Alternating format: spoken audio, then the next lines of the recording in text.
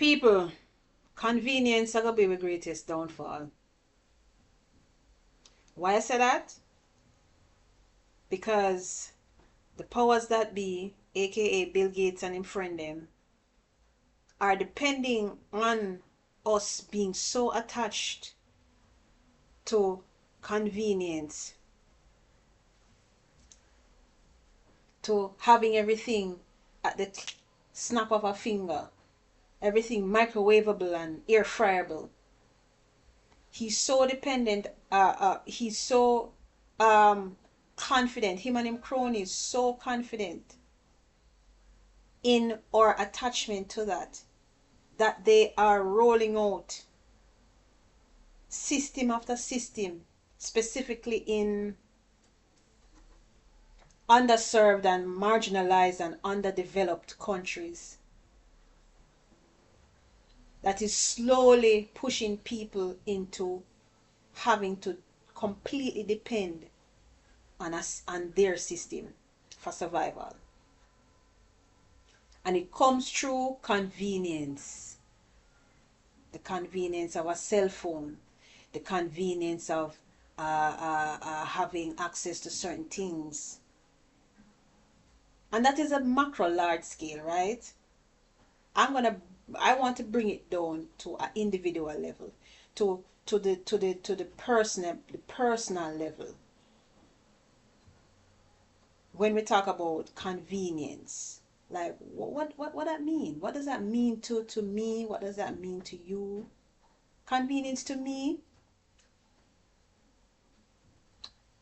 is a form of luxury. It's a form of luxury that becomes irresistible, specifically when you've been living in high alert, high survival, broke, as we call it in Jamaica, broke, you know, money, broke mode for a long time.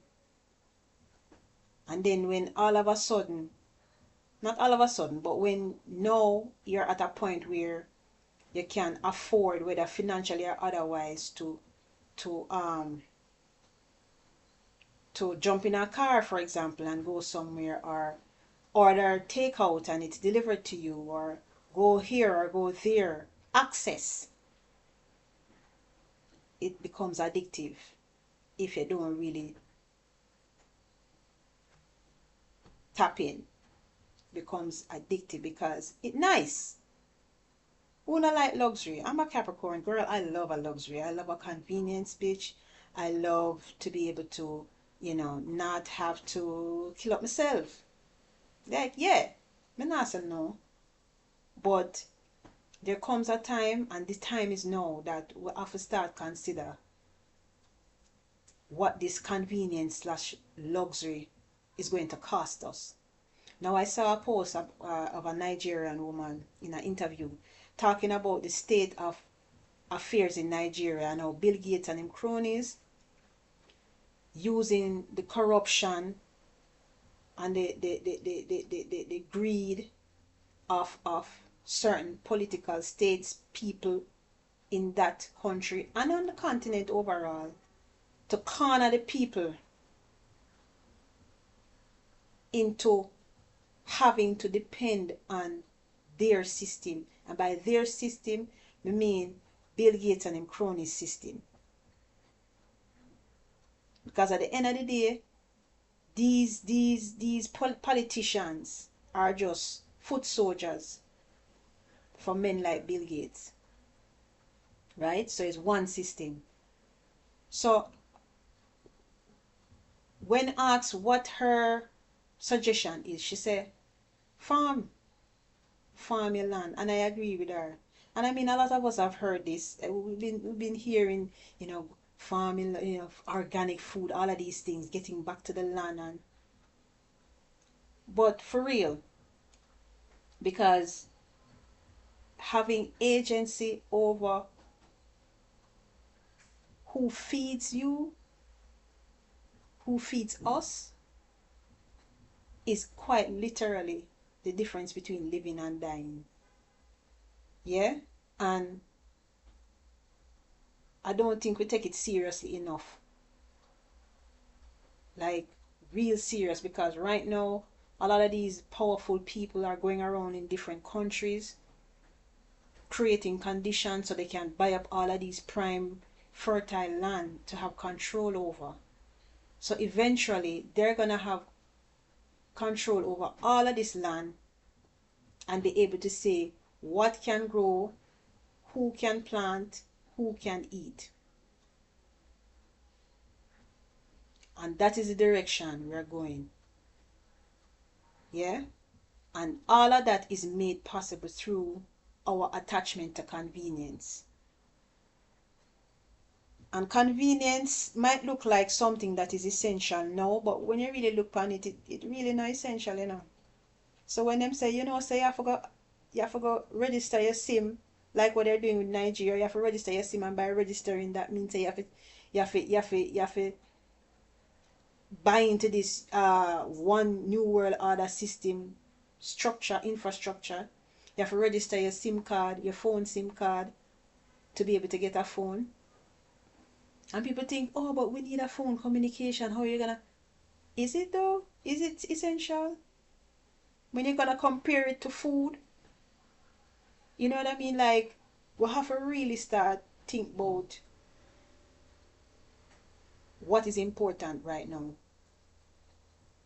and start making real solid movement towards securing it. You know what I mean? And that main thing is stop sell out the land. Stop sell out the land and get back into farming. Now, we know we as black people, specifically those of transatlantic experience, have a lot of PTSD around farming. And the young people, them now want farm and all of these things. And those things are valid. A lot of those things are valid. But we're going to have to be able to have conversations about that and get over it. Because the land is what is going to save us. It's going to preserve our autonomy to a level where we're able to survive this. Because this direction we're going in, baby, these powers that be know that they who control the food control you, the people. How we have to eat. We have to eat. We don't have to use a phone. It's nice, but we have to eat. And so we have to really start thinking about our relationship to the land and how we can fix that, how we can, I don't know about fix, but how we can really just like start having conversations, progressive healing conversations as black people, as diasporic people, as transatlantic, descendant people. How can we really reconnect with the land again and want to be a part of the land, be stewards of the land again, be excited about the land again as a collective? Because we don't have to talk about we, Because I see them other one, them alright, But you see, we black people, especially black women, we often know what we are doing at this. Because we there the bottom of the barrel. So saying all of that to say, we gotta secure our lands. And not just lands for build up fancy shit pan, but lands for farm, lands for grow food. And even beyond that, because there's a beyond that too, because let me tell you something. You see where I come to, it a go pan out like some purge thing. You watch the movie The Purge? If you don't watch it, go and watch it. People are going to start kill people over food. Rob people. Rob your house. Somebody broke into your house and you come to find out that your fridge them want to rob. So, it'll get real tricky real soon. So we have to understand, as black people, as black women, what our role is in our own survival. Now, honestly, we as individuals, communities, we can decide whether we're going to buy into this new world order or whatever the fuck it is. But honestly, macro mass scale, this new world order is going to happen. It's not a if, it's not a maybe. It is going to happen. It's how we respond that is going to make the difference. How we respond, right? And so the message really here is for like, not just only go out there and randomly buy land, but really start thinking about healing our relationship to the land. To really want to go out there and till the soil again and become connected back to Mama Earth. You understand? Because she will save we, quite literally. So just think on these things, man. Gotta get back to the farming. Either farming, or if you can afford to buy gold and silver, I mean, do that. But for most of us, our best bet is land, farm, grow your own food, feed yourself,